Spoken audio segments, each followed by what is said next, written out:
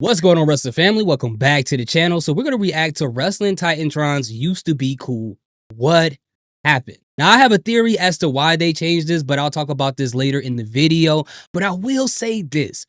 As a kid, I remember when these Titantrons used to be amazing. They used to have finishers all over it, the wrestler doing a taunt, flashing text. It just looked like they put a lot of time, money, and effort into the creativity of these Titantrons. But unfortunately, we can't say the same about the Titantrons nowadays.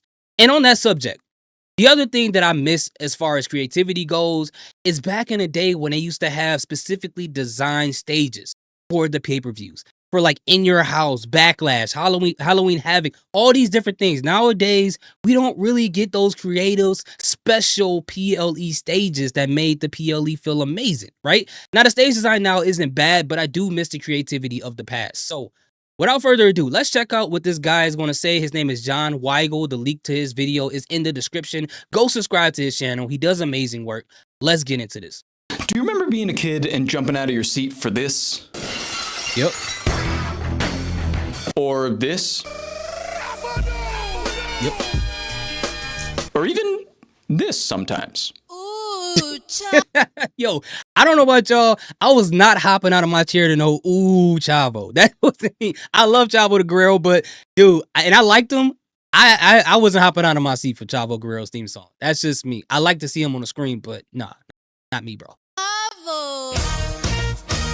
Wrestling Titantrons were, in a word, cool. They defined a generation of childhoods and burned some unforgettable imagery of shirtless beefcakes into our brains, and for good reason. But now, they're different. Even The Undertaker, when he does come out as the dead man, has just a fucking moon. Most of today's Titantrons have become this weird formula of big name and text, okay, color background, and that's it, which is a huge departure from the style that dominated wrestling's mainstream boom period, the late 1990s. Obviously, the WWE had a stylistic change in the past 20 years to become more of an ESPN Monday Night Football clone. Yeah, I'm talking about you, Suplex Spot 69, you I do bastard. not miss that robot. And the icing on the cake were these. Okay, I could put down my pitchfork for that, fine. But Titantrons had something. They had grit, they had emotion, intrigue, and usually better music. So let's talk about why this change happened. But first, let me just say, it's not just the WWE doing this. You good though, New Japan. We're square. Kazi ni Nare and all that jazz. Yeah, sure. The second largest promotion in the United States, AEW, is also a repeat offender of the same exact Titantron formula. So keep in mind, I'm dunking on American pro wrestling as a whole here. Anywho, the Titantrons of the late 90s to the 2010s had a mix of studio or field footage, clips of actual wrestling moves, and the occasional name, quote, or icon. Coupled with usually banger theme music by Jim Johnston, certain wrestlers really stood out back then. So why the change? Okay. Before he gets into what he has to say, I want to just put my theory out there because I don't want to know the reason why yet, but I have two theories.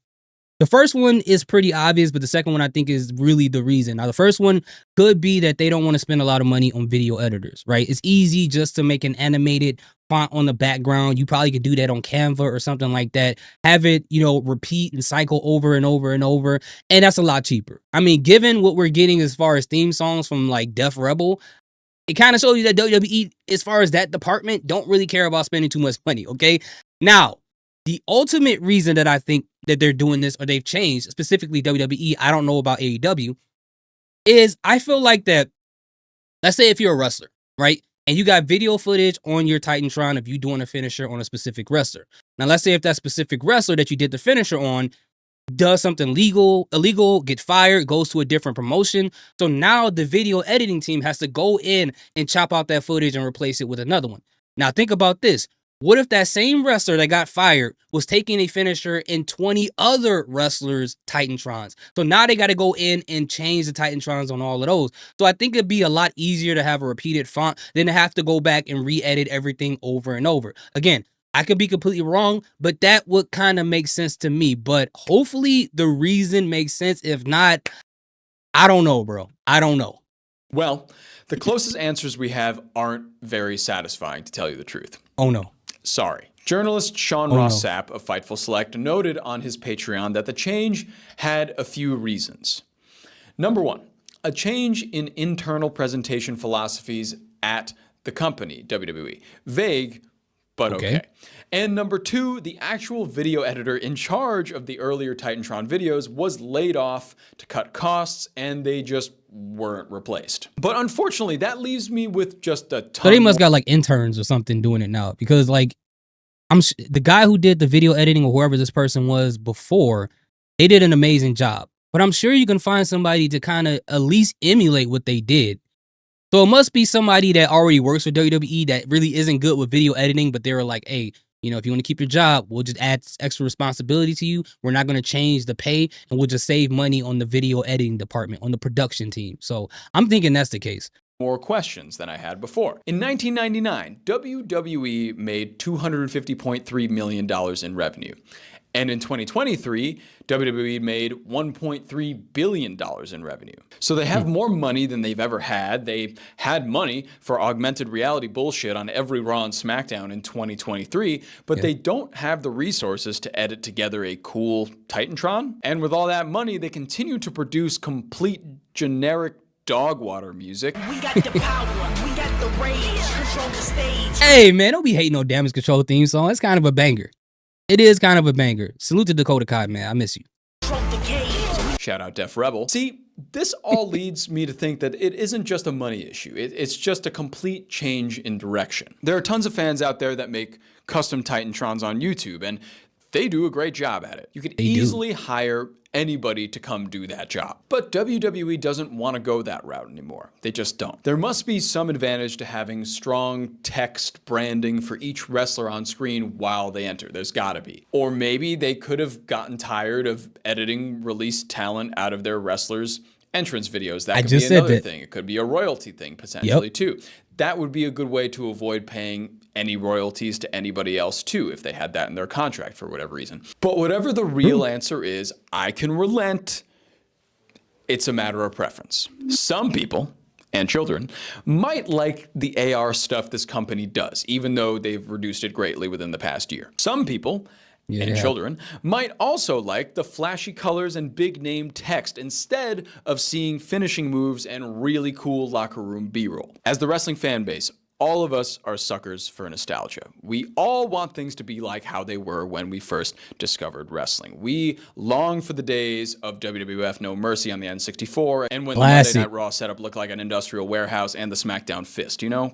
But the industry has clearly moved to a different era, and it's looking to attract a new, younger fan base. So I can understand the flashing colors, the big text, the AR stuff if they want more children to get invested in the product and use visuals like Barney, I guess. But also for the WWE, that might make sense. But for AEW and TNA too, just to name another promotion, I honestly have no idea why they would be doing the same. It's probably just cheaper. That's just probably overall what it is. Like I said before, you could probably hire anybody to do animated, you know, text on Canva or something like that. It's not really that hard to do anymore. Now, back in the day, like back in the 90s and stuff like that, everybody didn't have access to programs to do video editing. And on top of that, everybody wasn't computer literate, right? Literate, I'm trying to say.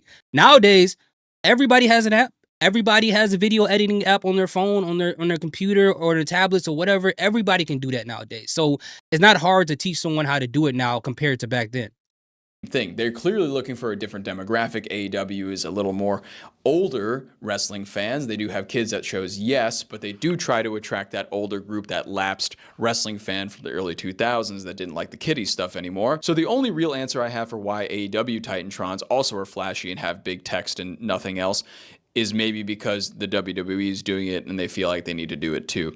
You don't. It was really cool what you were doing before. Keep doing that. I love that company. I watch it every week, but come on, guys. In the end here, though, all I want is really to find that video editor and pay him to make a highlight reel for my channel. That would be sick. In the meantime, I hope you got some answers, maybe not as satisfying as you wanted them to be, but That's the thing. Nobody really knows the answer, but it's a combination of the times are a-changing and they just fired one integral guy to the whole process. That's really all there is to it, unfortunately. As I noted before, there are a few things that I think could be the reason why Titantrons aren't that way they used to be, and one being royalties. You don't want to pay out royalties to anybody that's in a video that you don't actually have a contract for anymore, and also the kids like the flashing lights and the AR dumb stuff, and they like to see Roman Reigns yell in 3D, I guess. But in the meantime, thanks for hanging out, everybody, and on your way out, give me a Ooh, chavo. No, I will not do that, but I've already subscribed to your channel. Great video. I like it. Short and sweet, straight to the point.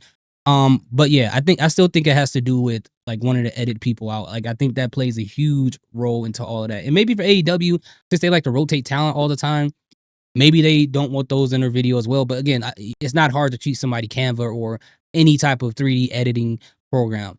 But overall, what do you guys think? Do you guys miss the old day? Which is your favorite Titantron of all time? Let me know in the comment section. What's your favorite Titantron nowadays in this era? Let me know in the comment section. Thank you guys so much for watching. If you haven't, hit the like, hit the subscribe. Salute, peace, have a great